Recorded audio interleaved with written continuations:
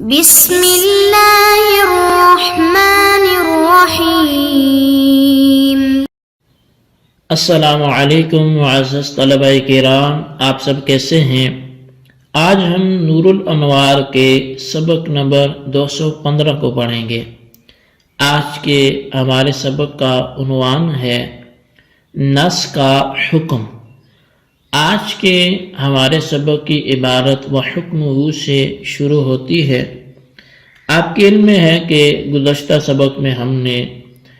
نص اور ظاہر میں کچھ فرق بھی پڑھا، نص کی تعریف بھی پڑھی۔ تو چونکہ تقسیم ثانی کا بیان شروع ہے، ظاہر، نص، مفسر، محکم، پھر اسی طرح ان کے متقابلات کا بھی ذکر آئے گا۔ تو ظاہر کے بیان کے مکمل کرنے کے بعد نص کی تعریف اور اب اس کا حکم ہم آج کے سبق میں سنیں گے۔ تو آئیے سب سے پہلے عبارت پڑھ کے اس کا ترجمہ کرتے ہیں، اس کے بعد پھر باقاعدہ اس کی وضاحت کی طرف بھی بڑھتے ہیں۔ تو مصنف علیہ رحمہ لکھتے ہیں وَحُکْمُهُ وُجُوبُ الْعَمَلِ بِمَا وَضَحَ عَلَى احتمال تعویل هو فی حیز المجاز، اور اس کا حکم یعنی نص کا حکم یہ ہے کہ عمل کا واجب ہونا ہے اس معنی پر جو معنی اس سے واضح ہوں، جو معنی اس سے واضح ہوں، علی احتمال تعویل کے احتمال پر، وہ کہ جو مجاز کی جگہ میں ہو۔ ای حکم النص وجوب العمل بالمعنى الذي وضح منه مع احتمال تعویل كان في معنى المجاز، یعنی کہ نص کا حکم اس معنی پر عمل کا واجب ہونا ہے جو معنی اس سے واضح ہوں، اس کے ساتھ ساتھ مجاز کے ضمن میں تعویل کا احتمال بھی ہو۔ وَهَذَا التَّعْوِيلُ قَدْ يَكُونُ فی ضمن التخصیص، اور یہ جو تعویل ہوتی ہے کبھی تو یہ تخصیص کے ضمن میں ہوتی ہے، بِأَن يَكُونَ عَامًا يَحْتَمِلُ التَّخْصِيصَ، بہین طور پر کہ یہ عام ہو، یعنی کہ نص عام ہو جو تخصیص کا احتمال رکھتی ہو۔ وَقَدْ يَكُونُ فی ضمن غیرہ، اور کبھی کبھی یہ جو تعویل ہے یہ اس کے غیر میں ہوتی ہے، یعنی تخصیص کے ضمن میں نہیں ہوتی بلکہ اس کے غیر میں ہوتی ہے۔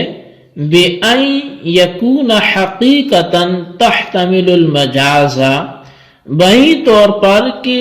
اس وقت نص حقیقت ہو جو کہ مجاز کا احتمال رکھتی ہو۔ فلا حاجة إلى أن يقال على احتمال تعویل او تخصیص كما ذكره غیره،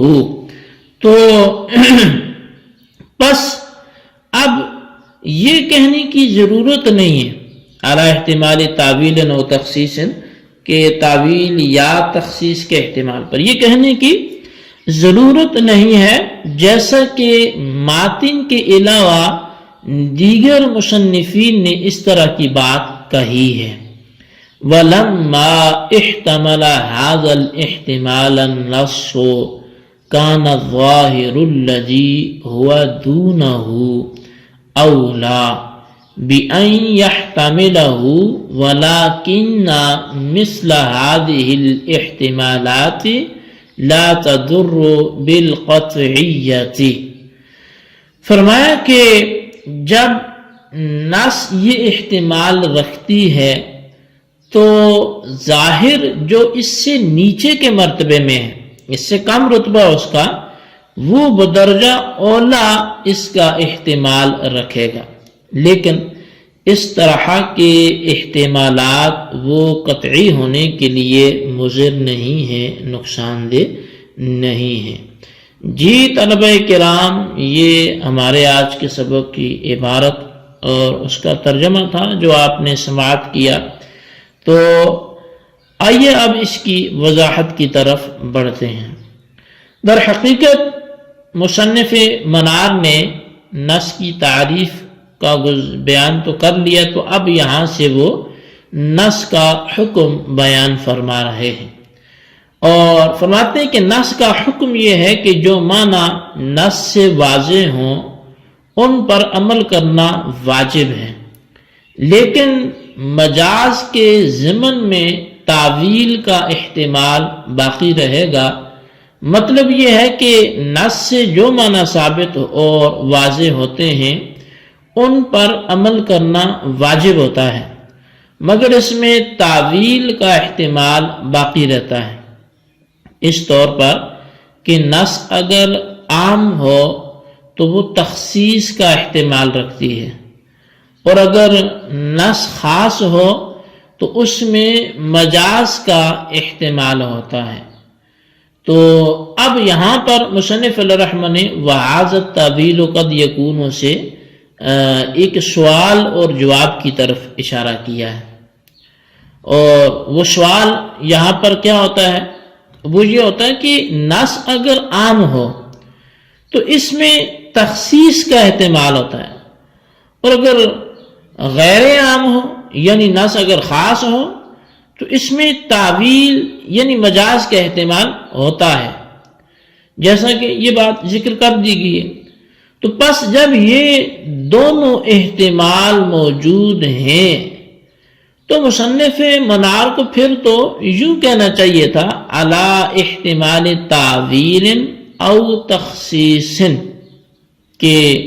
یا تو تعویل کے احتمال پر یا تخصیص کے احتمال پر۔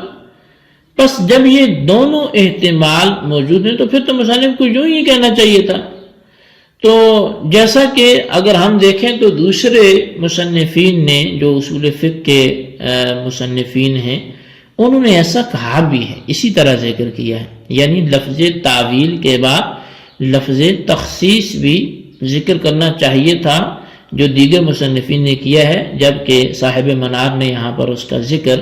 نہیں کیا۔ تو اب یہ سوال ہوا جی تو اس کا جواب کیا ہوگا؟ تو اس کا جواب ہم یہ دیں گے کہ لفظ تعویل تخصیص اور مجاز دونوں کو شامل ہے، اس طور پر کہ تعویل لفظ کو اس کے ظاہر سے خلاف ظاہر کی طرف پھیرنے کا نام ہے، اور یہ پھیرنا خواہ تخصیص کے ذریعے ہو خواہ مجاز کے ذریعے ہو۔ پس اصل پھیرنا جو ہے یہ لفظ جو ہے وہ کیونکہ لفظ کو اس کے ظاہر سے خلاف ظاہر کی طرف پھیرنے کا نام یہ تعویل ہے، تو لہٰذا وہ تخصیص کے ذریعے ہو یا مجاز کے ذریعے ہو، کسی بھی ذریعے سے ہو تعویل تو ہوگا۔ بس ثابت ہو گیا کہ لفظ تعویل تخصیص اور مجاز دونوں کو شامل ہوتا ہے، اور جب لفظ تعویل یہ تخصیص کو بھی شامل ہے اور مجاز کو بھی شامل ہے تو متن میں تعویل کے بعد تخصیص کو ذکر کرنے کی ضرورت ہی باقی نہیں رہتی، کیونکہ یہ تو پہلی سے تخصیص کو شامل ہے تعویل کا لفظ۔ اب صاحب نور الانوار فرماتے ہیں کہ نص جو ظاہر کی بنسبت اقوی اور اعلیٰ ہے، جب وہ تعویل کا احتمال رکھتی ہے تو ظاہر جو رتبے میں نص سے کم تر ہے وہ تو بدرجہ اولا تعویل کا پھر احتمال رکھے گا۔ لیکن اب یہ سوال ہوگا کہ جب نص اور ظاہر دونوں تعویل کا احتمال رکھتے ہیں تو یہ دونوں ظنی ہونی چاہیے، کیونکہ جو کلام تعویل کا احتمال رکھتا ہے وہ ظن کا فائدہ دیتا ہے، حالانکہ دونوں قطعی ہیں، دونوں یقین کا فائدہ دیتے ہیں۔ تو اس کا پھر جواب یہ دیا جائے گا کہ مذکورہ احتمال بغیر دلیل شرعی کے پیدا ہوتا ہے، اور جو بھی احتمال بغیر دلیل شرعی کے پیدا ہو وہ قطعیت کے لیے نقصان دہ نہیں ہوتا، یعنی اس کی وجہ سے کلام ظنی نہیں ہوتا، لہذا نص اور ظاہر بھی اس قسم کے احتمالات کی وجہ سے وہ ظنی نہیں ہوں گے،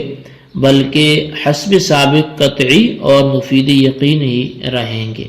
جی طلبہ کرام، یہ ہمارا آج کا سبق تھا، جس کی عبارت، ترجمہ اور وضاحت آپ نے سماعت کی۔ اس کو اچھی طرح سمجھیں، اس کا خلاصہ رجسٹر پر لکھیں، بالخصوص ان سوالات کے جوابات دیں۔ سوال نمبر 1 یہ ہے کہ نص کا حکم بیان کریں، اور سوال نمبر 2 یہ کہ وَهَذَا التَّأْوِيلُ قَدْ يَكُونُ سے مصنف کون سے سوال کا کیا جواب دے رہے ہیں اس کو بھی واضح کریں۔ اللہ تبارک و تعالیٰ سے دعا ہے جو کچھ ہم نے پڑھا سنا اسے یاد رکھنے کی توفیق نصیب فرمائے، آمین بجاہ نبی الامین صلی اللہ علیہ وسلم۔